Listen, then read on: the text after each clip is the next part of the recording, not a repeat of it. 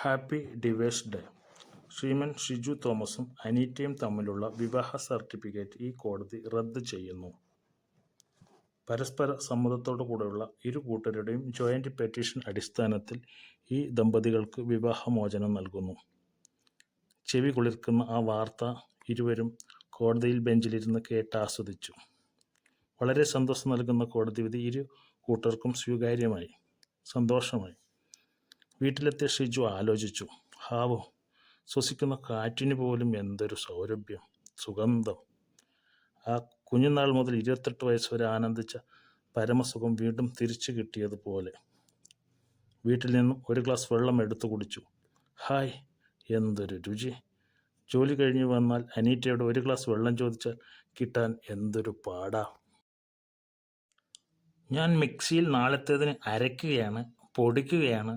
ഷിജു ചെന്ന് ഫ്രിഡ്ജിൽ നിന്ന് എടുത്ത് കുടിച്ചേട്ടെ. പക്ഷെ താൻ പോകുമോ? കുടിക്കുകയുമില്ല.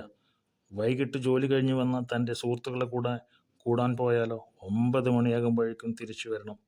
എന്തൊരു താക്കീത്. ഹാവു, ഇപ്പോൾ എത്ര മണി വരെ വേണമെങ്കിലും രാത്രി ടൗണിലും മറ്റു സുഹൃത്തുക്കളുടെ കൂടെയും കറങ്ങാം. അധിക സമയം ഈ ഫോണിൽ ചാറ്റ് ചെയ്യാലോ, സംസാരിച്ചാലോ. ആരാ എന്ന് ചോദിച്ചുകൊണ്ടുള്ള ഒരു വരവുണ്ടല്ലോ, അച്ചോടാ, അതൊന്നും ഇനി ഉണ്ടാവില്ല. ഓർക്കും തോറും ഷിജുവിന് ആനന്ദവും ആവേശവും കൂടി വന്നു. വർഷം 1 കഴിഞ്ഞു. പിറ്റേ ദിവസം ആ ഡേറ്റിൻ്റെ തലേന്നാൾ. ഷിജു സാർ, മൊത്തം വീട് അലങ്കരിക്കണമെന്ന് പറഞ്ഞല്ലോ. ഞങ്ങളുടെ വണ്ടിയും വർക്കേഴ്സും അങ്ങോട്ട് വരുന്നുണ്ട്. അവിടെ എവിടെയൊക്കെ എന്തൊക്കെ വേണമെന്ന് പറഞ്ഞു കൊടുത്താൽ വലിയ ഉപകാരമായിരിക്കും. ശരി, പോന്നോളാൻ പറഞ്ഞു. അവരോട് ഞാൻ വേണ്ടതൊക്കെ പറഞ്ഞു കൊടുക്കാം. ഈ പരിപാടിയുടെ ഭാഗമായി ഞാൻ ഈ ആഴ്ച ലീവാണെന്നറിയാലോ. ഷിജു വളരെ ആഹ്ലാദത്തിലാണ്. ഡൈവേഴ്സ് വാർഷികം അതിഗംഭീരമായി നടത്താനാണ് അയാളുടെ ആഗ്രഹം. നാട്ടിലുള്ള എല്ലാ സുഹൃത്തുക്കളെയും ഓഫീസിലും മറ്റും പരിചയമുള്ള സുഹൃത്തുക്കളെയും എല്ലാവരെയും ക്ഷണിച്ചുകൊണ്ട് അതിവിപുലമായ പരിപാടികളോടെ ആഘോഷിക്കാൻ അയാൾ തീരുമാനിച്ചു. തനിക്ക് ജീവിതത്തിൽ പറ്റിപ്പോയ ഏറ്റവും വലിയ തെറ്റാണ് വിവാഹം എന്ന സംഭവം അയാൾ പറഞ്ഞു. ഇനി നമ്മുടെ നാട്ടിൽ അങ്ങനെ പല സ്ഥലങ്ങളിൽ യുവ സംഘടനകൾ ബാച്ചിലർ ടീം രൂപീകരിച്ചു കഴിഞ്ഞു. ഇനി അവർ വിവാഹം കഴിക്കില്ല. വിവാഹത്തിനായി പെണ്ണിനെ അന്വേഷിച്ചു പോകുമ്പോൾ പെൺകുട്ടികളെ അമ്മമാരും അച്ഛന്മാരും ഡിമാൻഡ് കേട്ട് സഹിച്ച് അവർ മടുത്തതാണ് ഇങ്ങനെ ഒരു സംഘടന രൂപം കൊള്ളിക്കാൻ തീരുമാനമായിരിക്കുന്നത്.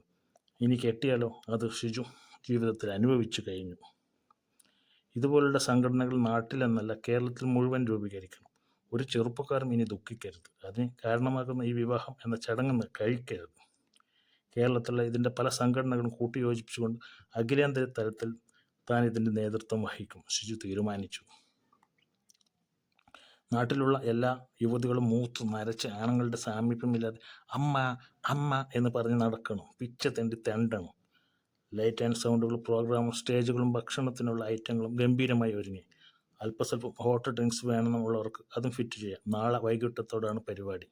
അങ്ങനെ ആ സുദിനം വന്നെത്തി. വൈദ്യുത ദീപാലങ്കാരങ്ങൾ കൊണ്ട് വർണ്ണശബളമായി അലങ്കരിച്ച വീടിൻ്റെ മുറ്റത്ത് വെച്ച് അതിഗംഭീരമായി ആ പരിപാടി ആഘോഷിക്കപ്പെടുകയാണ്.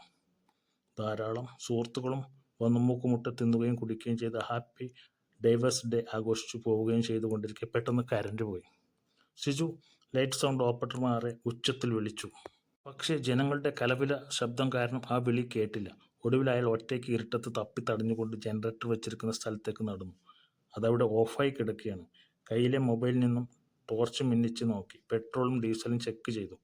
അതൊക്കെ വേണ്ടുവോളം ഉണ്ട്. ഒന്നുകൂടി സ്റ്റാർട്ട് ചെയ്ത് നോക്കാം. ഷിജു ജനറേറ്ററിൻ്റെ ക്രാസീലിൻ്റെ ഹാൻഡിൽ ഇട്ട് ശക്തിയായി കറക്കാൻ തുടങ്ങി. ദേണ്ട മനുഷ്യ, ഒന്ന് ചുമ്മാതിരിക്കുക, ഈ പാതിരാത്രിയിൽ എന്ന് പറഞ്ഞ് മറ്റേ കാല് കൊണ്ട് തൻ്റെ ഒരു കാല് പിടിച്ച് കറക്കുന്ന ഷിജു ചേട്ടൻ ആഞ്ഞു തൊഴിച്ച് താഴെയിട്ടു. ഭാര്യ അനീറ്റയോടൊപ്പം ഒന്നിച്ച് അന്ന് രാത്രി ബോധം കെട്ട് ഉറങ്ങിക്കൊണ്ടിരുന്ന ഷിബു സ്വപ്നം കാണുകയായിരുന്നു.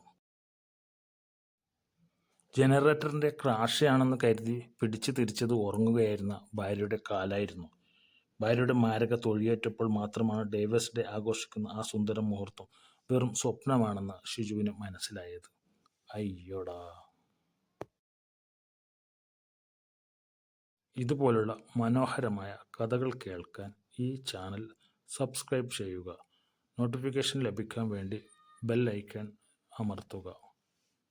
നന്ദി, നമസ്കാരം.